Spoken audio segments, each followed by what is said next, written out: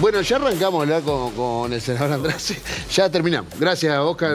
Muy bien, un placer que hayas venido, la verdad. Y nos vamos a la pausa. Así está el mundo. Sí, bienvenido, Oscar. ¿Cómo andas? Un gusto. Bien acá. Sé que se te vienen unos días movidos. De todo tenemos. De todo, pero interesante aparte. Interesante. Porque... ¿Lo tomás como parte del trabajo parlamentario esto que vas a hacer? Vamos a contarle a la gente. Claro. Es salir a los barrios a explicarle a la gente el presupuesto. Mira, nosotros ayer llegamos de Soriano y fuimos, que es el cuarto departamento que recorremos este año como Comisión de Vivienda. Nos reunimos con la Intendencia de Fray Bento el miércoles y ayer con la Intendencia, Junta, Movimiento Cooperativo, estuvimos por la UTEC, y ayer Soriano. Y ya habíamos estado en Paysandú y también en Durazno. En la siguiente lógica, así, bueno, este periodo que acaba de terminar las elecciones es donde tenés que recorrer 10 veces más que el año pasado, que es cuando pedías el voto.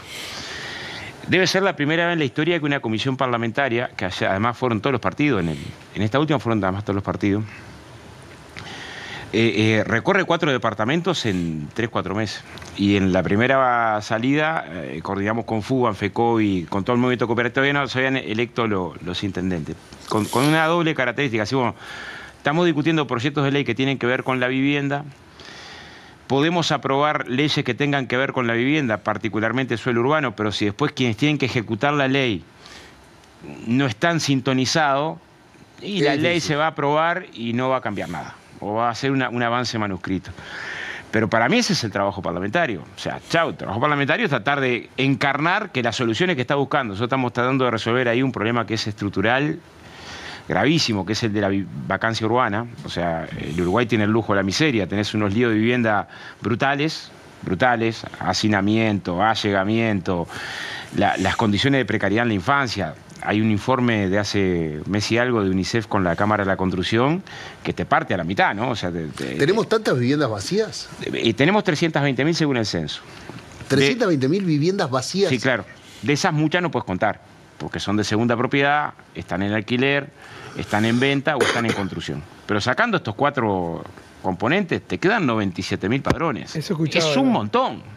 O sea, despejando las que no podés usar, porque claramente si se están en alquiler... ¿Qué tipo de viviendas son esas 97.000? ¿Por qué están vacías? De todo. Vos tenés, por ejemplo, un tercio de esas que están tapiadas, ¿no? Bien. O sea, más de 30.000 viviendas tapiadas. Pero el problema de esto es que muchas de las que están tapiadas están en la zona céntrica y con servicio. O sea, lo que te importa ahí, ponele que estuviera ruinosa, pero el padrón vale oro, digámosle. ¿La podés levantar? ¿La podés tirar y hacer otra? Voy a ponerte un ejemplo del periodo pasado. En el periodo pasado se hizo una experiencia piloto de la cartera de tierra de Montevideo. Y se expropiaron por deuda compensable 60 padrones. Y vos decís, bueno, 60 padrones a ese ritmo no resuelvo nada.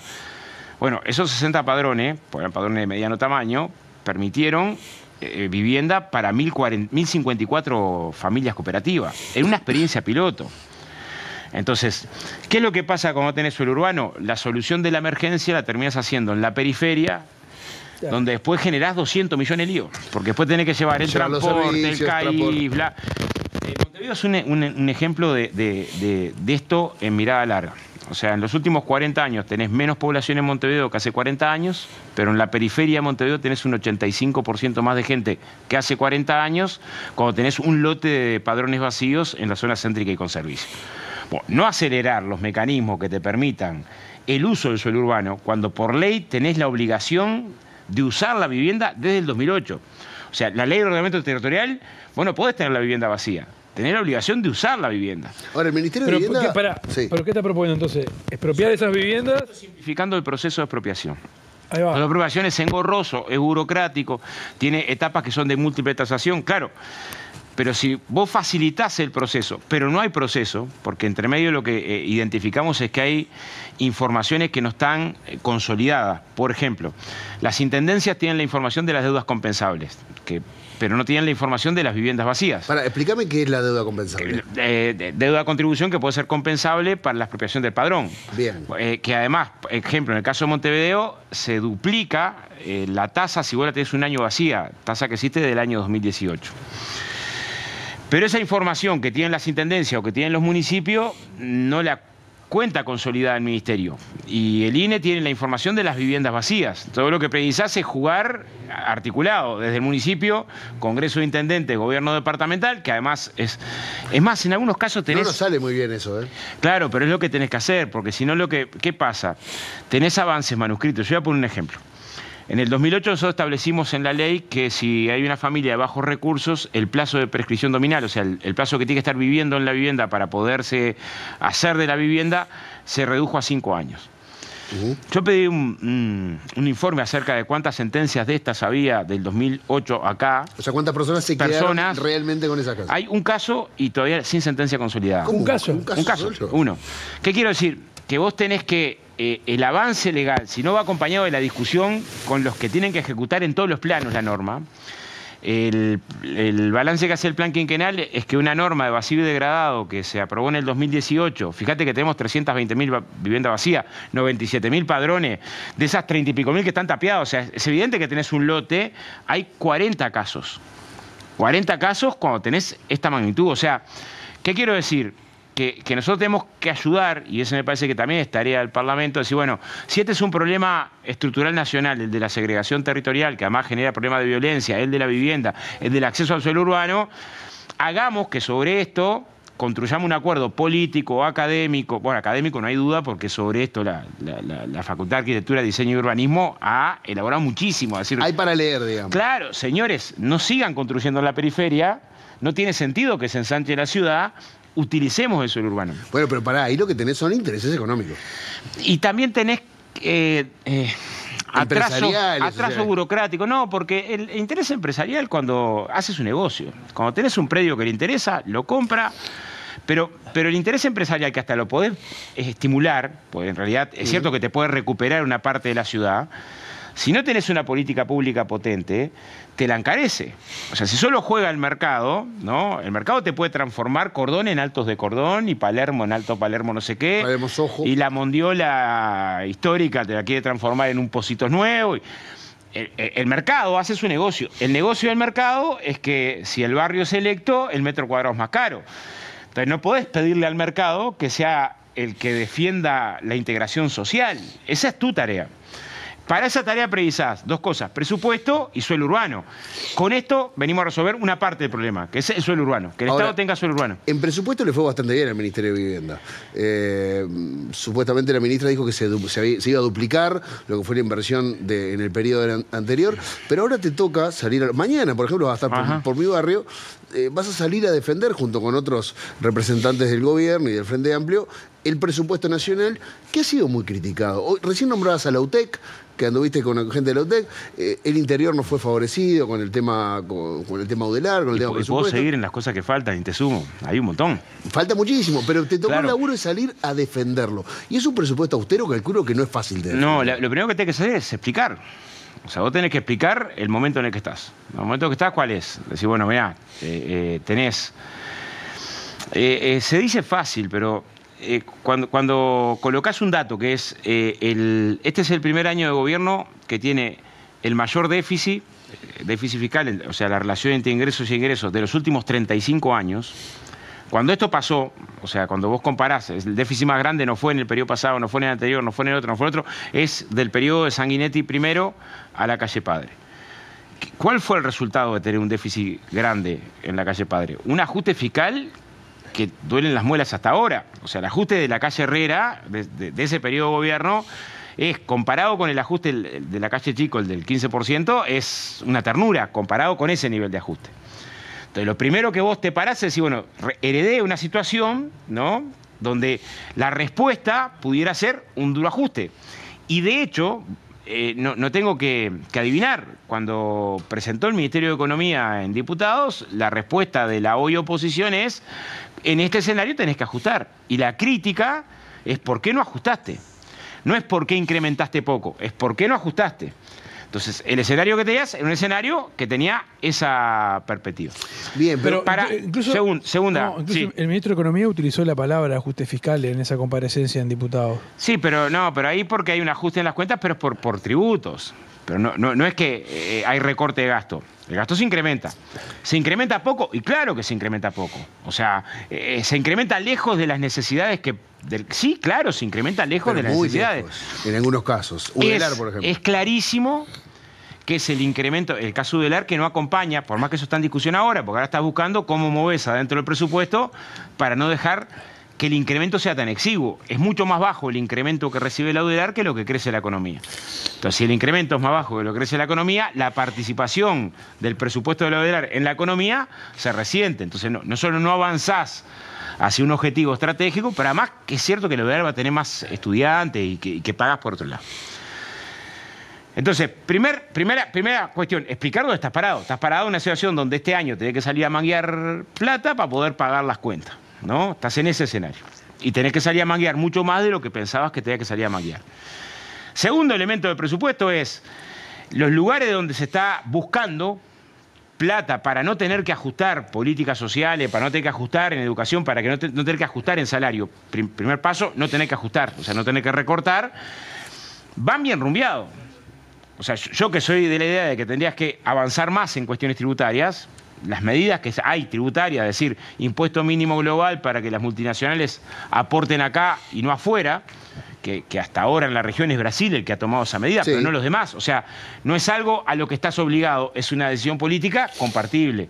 O que las ganancias de capital afuera pasen a pagar IRPF acá, cuando vendés acciones o cuando alquilás una casa en Miami, es compartible. O que en vez de ajustar apuestes a mejorar el combate a la evasión fiscal, porque una parte del incremento... Vos tenés tres formas de incremento. Los cambios tributarios, la mejora en la eficacia de la DGI y el crecimiento económico. Claro, tenés un problema, que heredaste un país con un déficit fiscal más grande y con una deuda pública más grande. O sea, la deuda en tamaño del PIB es mucho más grande. Entonces, empezás a trabajar en una cornisa que si te seguís endeudando, en un momento no se te presta. Ahora, y te voy a poner un segundo ejemplo de la importancia mediana. Intereses. Este año se nos van 2.100 millones de dólares en intereses, ¿no? Pero el proyectado es que para el 2029 se te van 2.900. Entonces vos podés decir, me sigo endeudando, me endeudo, ¿no? Me endeudo, el camino que elijo es endeudar más. Bueno, pero a mediano plazo, Uruguay ya tuvo, nosotros cuando asumimos en el 2005, de cada 4 pesos del presupuesto, 1 se te iba en intereses de deuda. O sea, el 25%. Hoy tenés un 10, un 11%. Pero tenés que hacer que eso no crezca, porque si no terminás trabajando para el fiado. Es clarísima cuál era mi opinión. Bueno, si estás tan condicionado el presupuesto, producto de la herencia económica que tenés, busquemos formas tributarias que te permitan atender con mayor potencia la problemática social. Ahora, hay una pregunta que es hasta pragmática. Si no se vota el presupuesto, ¿no? No se vota el presupuesto. ¿Puede llegar a pasar? Ejemplo, ¿qué resultado tendrías? Bueno, no se vota el impuesto mínimo global, no tenés los cambios, vas a tener 1,5 puntos menos del PIB, o sea, vas a quedar más endeudado y vas a quedar con menos gasto público, no con más. O sea, siendo un avance polémico, porque es polémico, decir, bueno, pero pará, en realidad vos tenés áreas enteras, ciencia, innovación y tecnología, que precisás más respuesta. Los recursos que tenés para salud mental mejoran, pero en realidad mirás el tamaño, hasta para infancia, siendo que infancia del incremento va al 40% para ahí, pero es muy dramática la situación de la infancia. Pero también hay que ejecutarlo. En el periodo pasado se hablaban de unos 50 millones de dólares. Que hubo algunas áreas que no. Y no se ejecutó el dinero. Ahora, todo lo que vos me dijiste, quizás las personas que están más informadas o que están siguiendo la economía lo pueden llegar a entender. Pero vos mañana vas a ir a los barrios. Sí, a explicar. A explicar a la gente. Y vos decís que entra abajo de la piel. Cuando vos me decís, no, porque el déficit fiscal y me hablás de impuestos al IRPF en el exterior, ¿vos decís que eso es suficiente? ¿Sabés por qué? Porque vos con la gente que vas a hablar vivió esto hace 5 años. ¿Y cuál fue la respuesta que tuvo? Y tuvo una respuesta desde el punto de vista... Una campaña electoral que dijo, yo puedo recortar 900 millones de dólares y por tanto arreglar los problemas fiscales sin tocar salarios, jubilaciones ni políticas sociales. Asumió el gobierno, hizo un gran ajuste, pero sobre salarios, jubilaciones y políticas sociales. Sí, pero no les eligieron a ustedes. Claro, pero no hay un presupuesto que tiene un ajuste sobre salarios, jubilaciones y políticas sociales. En todo caso, hay un presupuesto que tiene un aumento de salario que no es del tamaño del que uno querría. Bien. Pero no puedo poner en el mismo lugar la rebaja que el aumento, aunque el aumento sea chico. Pero soy consciente que había otra expectativa. Entiendo lo de la herencia, entiendo que la realidad no fue es que había otra expectativa, yo tengo otra expectativa. O sea, no es que la otra expectativa es de otra persona, es de un ajeno. Yo tengo otra expectativa, ¿no? Pero por eso es realista. Si, bueno, hubo una discusión, hubo una síntesis, llegó hasta acá, es lo que la correlación social y política da. En eso tenés avances. Que no se haya ajustado es un avance, que se mejoren los salarios más bajos es un avance, que tenga 70.000 becas para gurizada más jodida es un avance, en secundaria para garantizar, que aumentes un 50% las becas, la prestación del lugar que crece contigo es un avance. No, es suficiente el avance y hubiéramos querido más. ¿No? De hecho, cuando discutimos la posibilidad del impuesto del 1%, no era un debate tributario. Lo que queríamos decir es, bueno, Uruguay tiene un tercio de gurises en la pobreza, ¿no? Tenés una situación de violencia en la infancia que te abarca a más de la mitad de las niñas, según la última encuesta de la infancia y adolescencia. Tenés una cantidad de esas gurisas mal comida y gurises mal comido. 4 de cada 10 en los barrios contentos, 1 de cada 10. Tenés, bueno, el último informe que se hizo... Tiene unos años, pero la anemia de 6 a 12 meses te abarca a 4 de cada 10 gurises por falta de hierro en el país de las vacas. O sea, tenés un conjunto de dilemas. La segregación habitacional, el problema de vivienda en la infancia, te abarca la mitad de los gurises. De decir, bueno, esto no tenemos que atenderlo con mucha más potencia, ¿no? En términos, sí, nosotros hubiéramos elegido esa discusión. No tuvimos consenso en esa discusión de avanzar más por una razón. Hay compañeros que entienden que si avanzase en temas tributarios pudiera generar reacciones. Discusión que está abierta. En este presupuesto... Abierta más o menos. En este presupuesto por lo menos eso no caminó.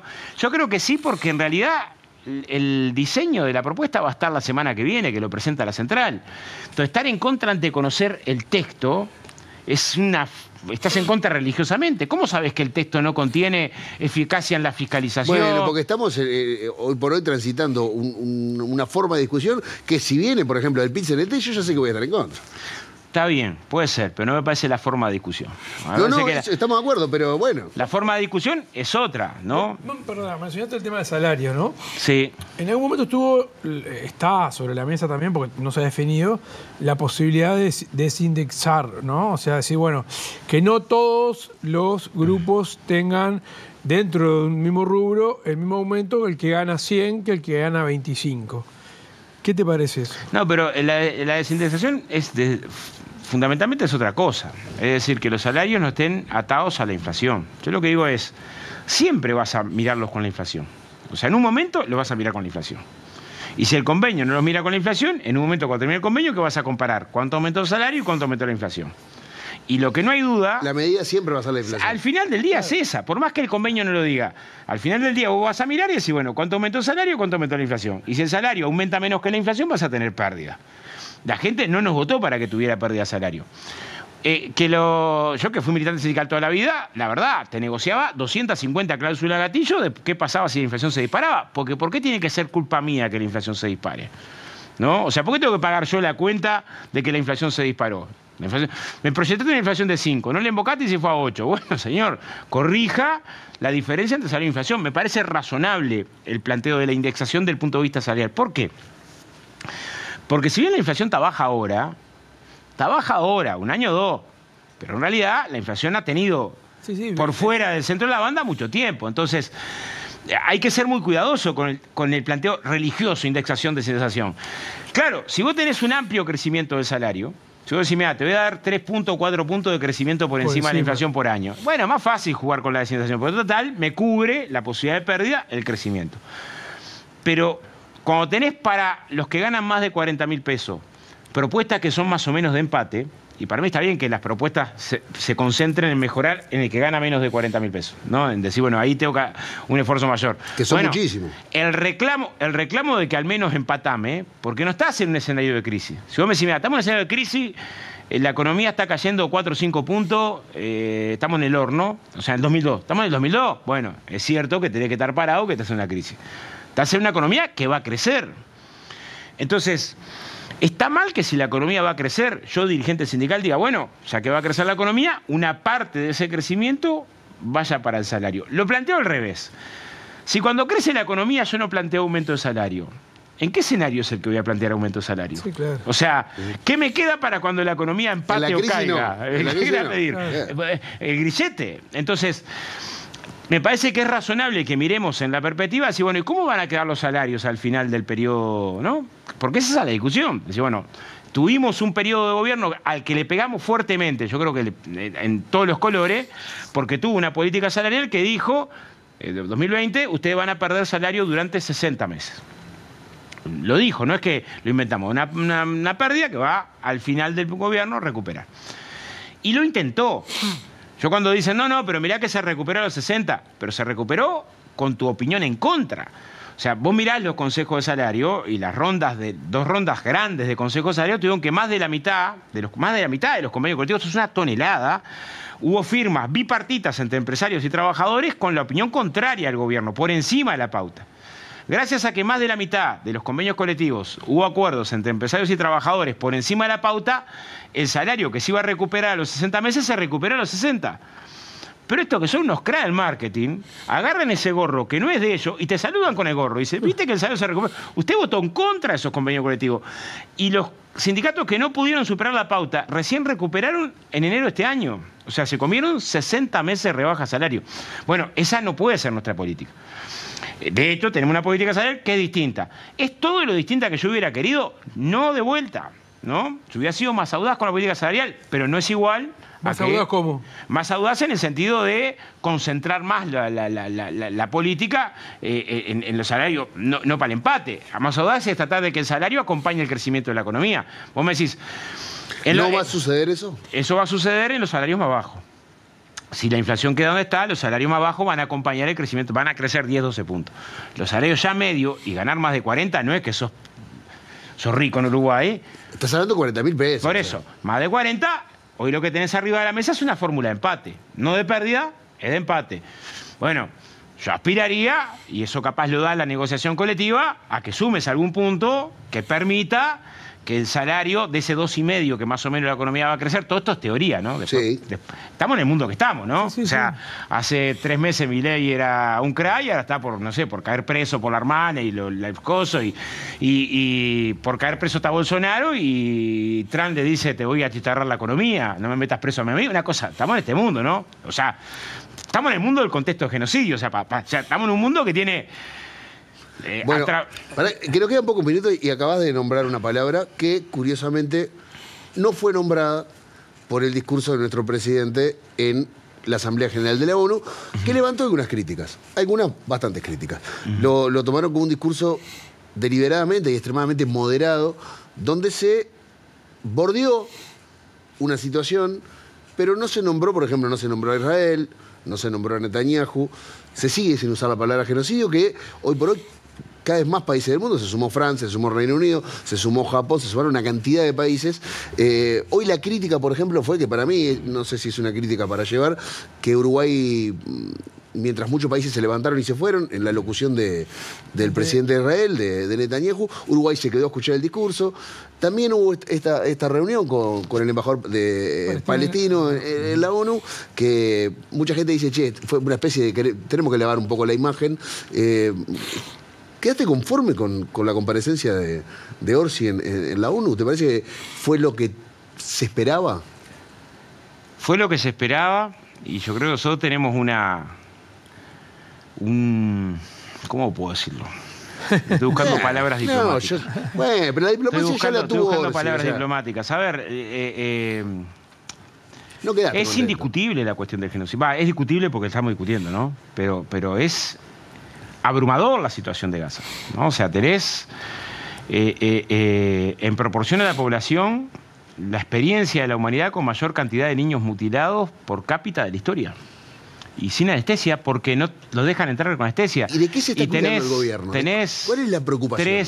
Tres informes contundentes de Albanese que muestran cómo la mayoría de las muertes, bueno, que la mayoría de las muertes son civiles, lo reconoce la inteligencia israelí, que salió hace poco publicada, ¿no? Pero cómo cada vez fue creciendo más las muertes en los lugares donde le decían que fueran, porque iba a ser seguro. Sí, sí. O sea, una asociación de 500 expertos sobre genocidio hace cuestión de un mes fue también contundente, y la última delegación de la ONU y Médicos Sin Fronteras, y es abrumador la situación. Entonces, vos me decís, ¿qué hubieras preferido? Todo el mundo sabe, lo sabe Lubeck, lo sabe la bancada, lo sabe todo el mundo, que yo hubiera preferido que sobre esto nos hubiéramos posicionado claramente. No sé cuánto ayuda, pero no es lo mismo decir guerra que genocidio cuando hay un genocidio. No es lo mismo, porque el genocidio es un delito que está prevenido por Naciones Unidas desde el 48. No es igual, no da igual, no es la misma cosa, ¿no? En medio de esta situación trágica, es horroroso, bueno, porque la Corte Penal Internacional de La Haya... lo valiente que fue Sudáfrica ahí. Sudáfrica demuestra con mucha contundencia una de las cosas más difíciles de demostrar, que es la intención. ¿Qué es la intención? Y vos rascás un poco. Hay un informe que lo logra vía acción judicial una ONG israelí.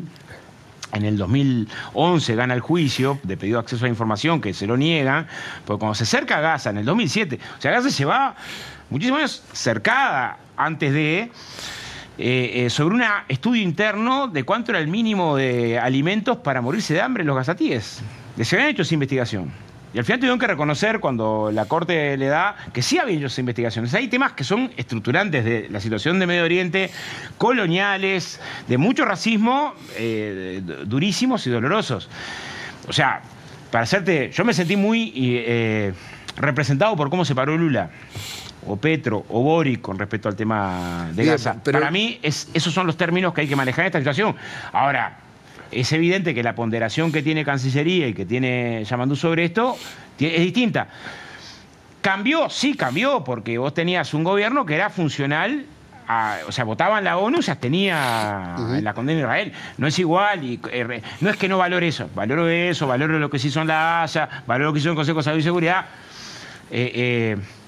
Me parece que la situación amerita una postura diferente, pero esto no es algo secreto, creo que lo conocen todos los compañeros de mi bancada, lo conoce el canciller. No tuve la posibilidad de conversarlo con Yamandú, pero lo conocen los cercanos a Yamandú, saben que mi posición... Es más, yo cuando veo el presupuesto arranco hablando de esto. Es decir, discutimos el presupuesto en este contexto, en el contexto donde no debiéramos acostumbrarnos a esto que está pasando, porque además, junto con los escombros y los niños mutilados en Gaza, o sea, es el horror, porque... Es el horror ver la mamá buscando los pedazos. O sea, eso estamos viendo. El derecho internacional, las reglas de juego internacionales están enterradas ahí abajo también. O sea, además, porque es la lógica del más fuerte, de una prepotencia brutal. Sí, uno le da la sensación de que la ONU... Vos, pero te pongo un ejemplo que acá pasó por abajo del radar. Arranca este año, marzo. Gobierna la derecha en Panamá, ¿no? Y hizo un acuerdo con China comercial, ¿no? Trump le mandó tropas. Le mandó tropas y le dijo, ¿qué estás haciendo? ¿No? Rompé, y a partir de ahora el canal mis buques pasan gratis. Y terminó con rompé, los buques pasan gratis, una huelga, gente presa, movilizaciones. Pero lógicas, no, eso siempre se hizo, pero se hacía más diplomáticamente, ¿no? Por abajo de la mesa, digámosle, ¿no? Con el canciller, no con tropas. O sea, estamos viviendo un momento durísimo como para pensar que se gana no denunciándolo. Yo creo que esas cosas se tienen que denunciar. Oscar, nos están echando en este momento. Nos corren. Te agradecemos muchísimo la presencia hoy acá. Quedó la puerta abierta para una nueva charla. Bueno, buenísimo. Ha sido un placer. Vamos arriba. Nosotros nos despedimos de este Sin Piedad de Viernes en este programa especial. Nos vemos la semana que viene, el miércoles. Como siempre, a las 10 de la noche, pegadito Pasión. Gracias.